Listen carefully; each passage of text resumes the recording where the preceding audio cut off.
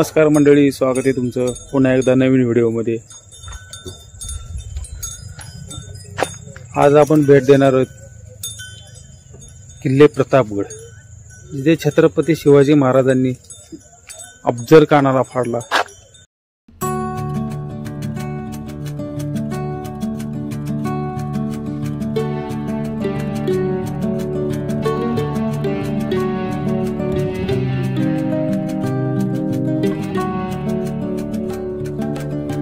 आज आमचा प्लॅन होता सकाळी किल्ले रायगड बघायचा, पण मागच्या काही काळात रायगडावरती झालेल्या ढगफुटीमुळे रायगडावरील पायरी मार्ग बंद आहे।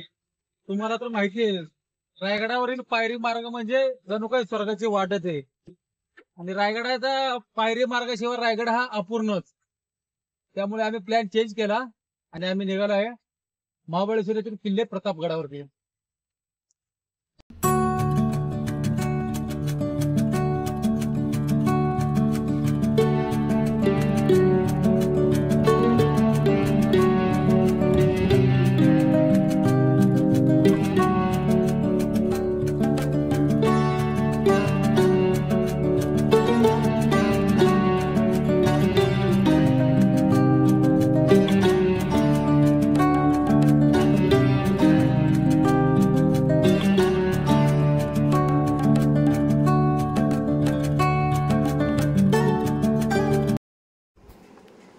प्रतापगड हा किल्ला खाजगी मालकीचा आहे।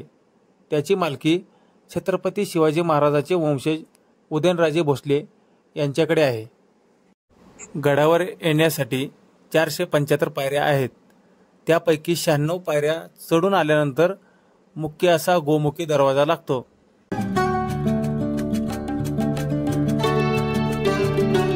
गडाच्या पायथ्याशी अफजल खानाची कबर आहे।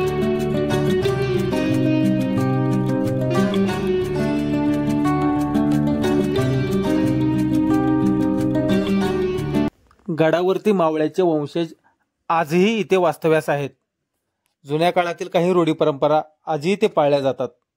त्यातीलच एक जुनी रूढी परंपरा म्हणजे त्या काळी ह्या गडाचा हा मेन दरवाजा सूर्य मावळतेवेळी बंद केला जायचा व सूर्य उगवतेवेळी गडाचा दरवाजा उघडला जायचा। आज ही प्रथा तीच आहे, फक्त बदलली आहे ती वेळ। आजही तुळजाभवानी मातेच्या आरतीनंतर रात्री 8 वाजता हा दरवाजा बंद केला जातो व सकाळी 6 वाजता खोलला जातो। गडावरील ही सर्वात मोठी 650 किलो वजनाची तोफ येथे ठेवण्यात आली आहे।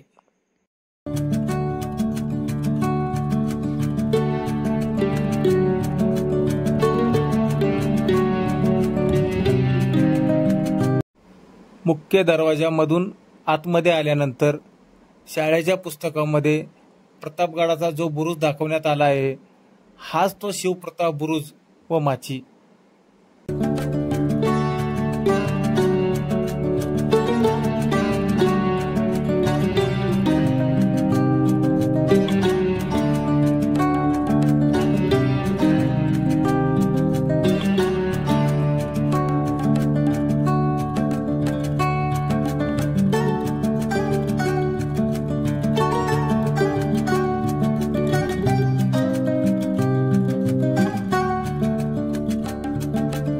आपण आता मुख्य दरवाजामध्ये पाहिलेली 650 किलो वजनाची तोफ ही ह्याच बुरुजावरती होती, परंतु मध्यंतरीच्या काळामध्ये हा बुरुज ढासाळला होता व त्या बुरुजाचे काम चालू असल्या कारणामुळे ती तोफ तिथे ठेवण्यात आली आहे। बुरुजाच्या खालच्या बाजूला आपल्याला एक चोरवाट पाहायला मिळते। ह्या चोरवाटांचा उपयोग त्या काळी आणीबाणीच्या वेळी केला जायचा।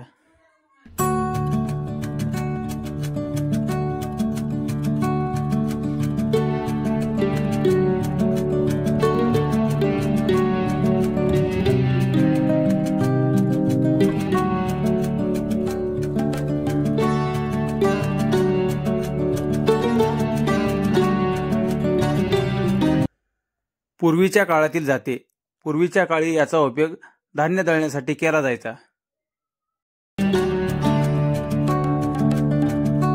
मुख्य दरवाजातून आतमध्ये आल्यानंतर डाव्या हाताला वरती एक बुरुज आहे, त्या बुरुजाच्या बाजूला 2 रस्ते आहेत. हा उजवीकडील मार्ग म्हणजे हा सामान्य सैनिक व आम जनता जाण्यासाठीचा मार्ग आणि डाव्या हाताचा मार्ग म्हणजे राजमार्ग किंवा यालाच पालखी दरवाजा असे म्हणतात. पूर्वीच्या काळी छत्रपती शिवाजी महाराज रायगडावरून कृष्णा घोडीवर स्वार होऊन जेव्हा इथे यायचे तेव्हा त्यांना काही सैनिक पालखीमध्ये बसून या दरवाजा मार्गे वरती गडावरती घेऊन जात, म्हणून या दरवाजाला पालखी दरवाजा असे म्हटले जाते.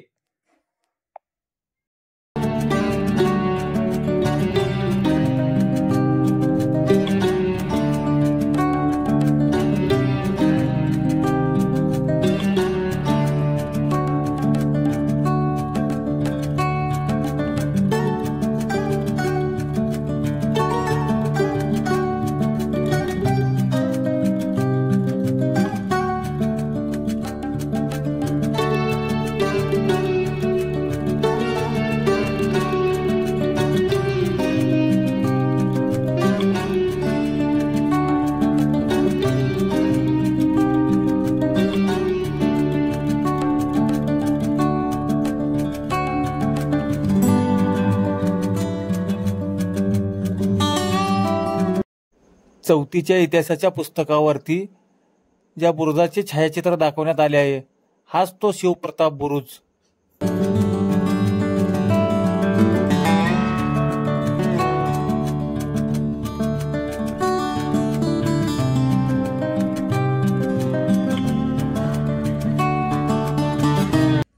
गडाने पूर्णतः धुक्याची चादर पांघरली आहे.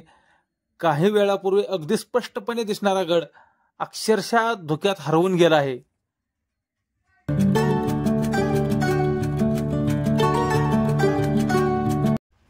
गडावर इतर वास्तूच्या तुलनेत सर्वात प्रमुख अशी वास्तू म्हणजे आई तुळजाभवानी देवीचे मंदिर.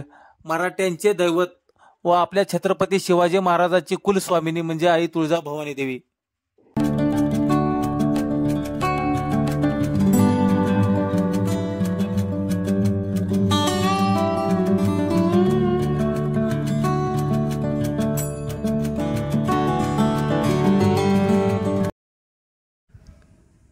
सरसेनापती कान्होजी हंबीरराव मोहिते यांनी ज्या तलवारीने 600 सैनिक कापले होते, हीच ती तलवार. बालेकिल्ल्यात जाण्यासाठी गडावरील हे बालेकिल्ल्याचे प्रमुख प्रवेशद्वार आजही सुस्थितीत आहे.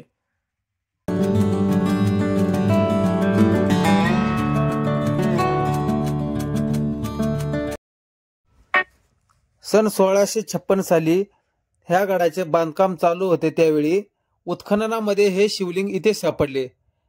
महाराज त्या काळी मंदिरासमोरील दरबारामध्ये काही महत्वाचे निर्णय इथे घ्यायचे.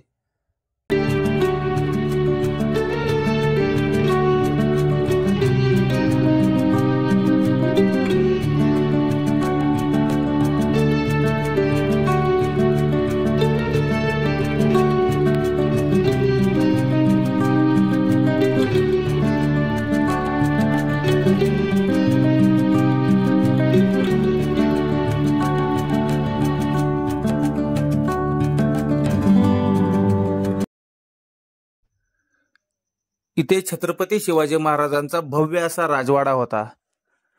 पुढे इंग्रजांनी 1818 मध्ये तो तोफा लावून पाडला.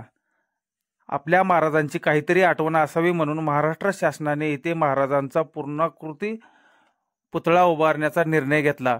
या पुतळ्याचे उद्घाटन भारताचे पहिले पंतप्रधान पंडित जवाहरलाल नेहरू व महाराष्ट्राचे पहिले मुख्यमंत्री यशवंतराव चव्हाण यांच्या हस्ते करण्यात आले.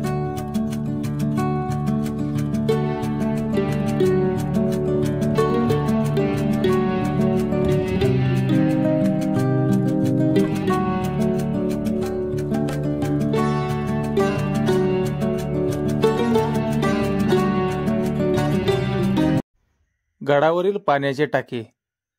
ज्यावेळी गडाचे काम चालू होते त्यावेळी इथला दगड गडाच्या बांधकामासाठी वापरण्यात आला व इथे पाण्याचे टाके बनवण्यात आले.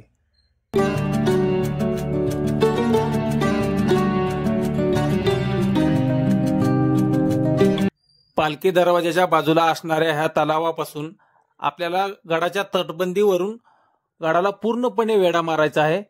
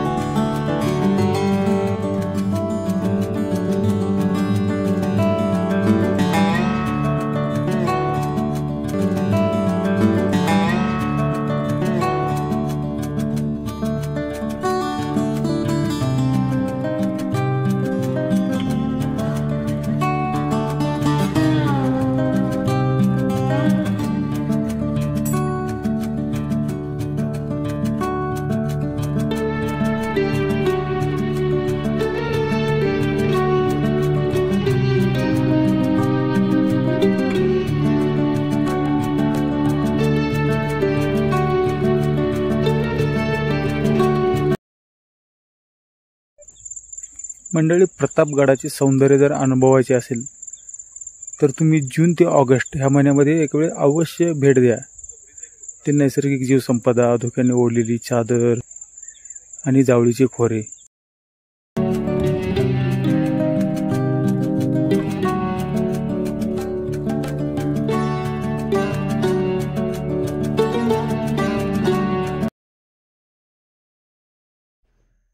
गडाच्या पाठीमागील बाजूस बुरुजाच्या बाजूला इथे एक चोरवाट आहे.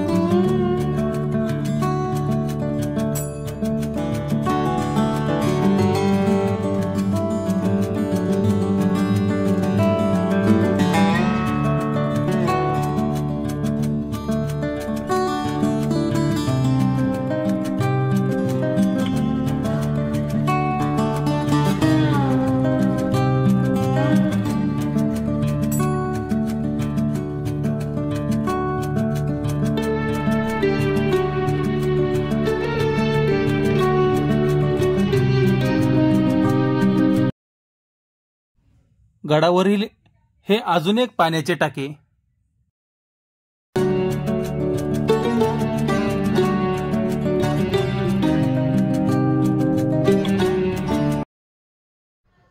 आपल्याला खरं तर गडावरील कडेलोट बुरुज बघायचा होता व गडाच्या तटबंदीवरून तिथे जिल्ह्याची हद्द चेंज होते.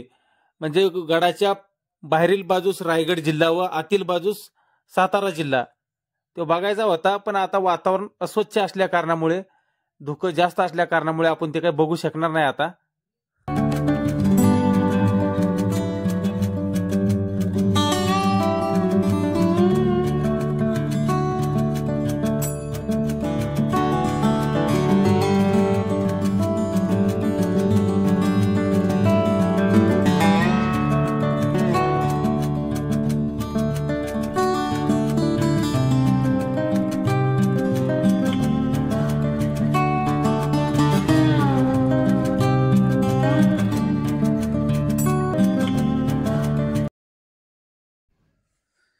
तर आजचा प्रवास मी इथेच थांबवतो.